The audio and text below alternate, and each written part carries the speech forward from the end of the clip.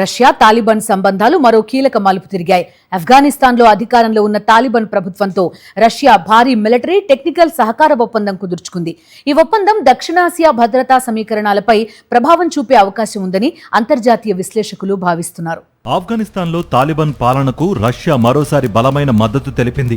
మాస్కోలో జరిగిన అంతర్జాతీయ భద్రతా సదస్సు సందర్భంగా రష్యా భద్రతా మండలి కార్యదర్శి సెర్గీ షోయిగు, తాలిబాన్ రక్షణ మంత్రి మొహమ్మద్ యాకూబ్ మధ్య మిలిటరీ టెక్నికల్ సహకార ఒప్పందం కుదిరింది. ఈ ఒప్పందం ద్వారా ఆయుధాల మార్పిడి, సైనిక సాంకేతిక పరిజ్ఞానం, లైసెన్సింగ్, సంయుక్త అభివృద్ధి ప్రాజెక్టులకు మార్గం సుగమం కానుందని అంతర్జాతీయ మీడియా నివేదికలు పేర్కొంటున్నాయి. 2025లో తాలిబాన్ ప్రభుత్వాన్ని అధికారికంగా గుర్తించిన తొలి దేశంగా రష్యా నిలిచింది.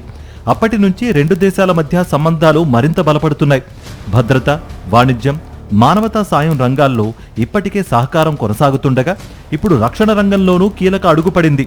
రష్యా, ఆఫ్ఘనిస్తాన్ మధ్య కుదిరిన రక్షణ ఒప్పందం పాకిస్తాన్ గుండెల్లో మిసైల్స్ పేలేలా చేస్తోంది.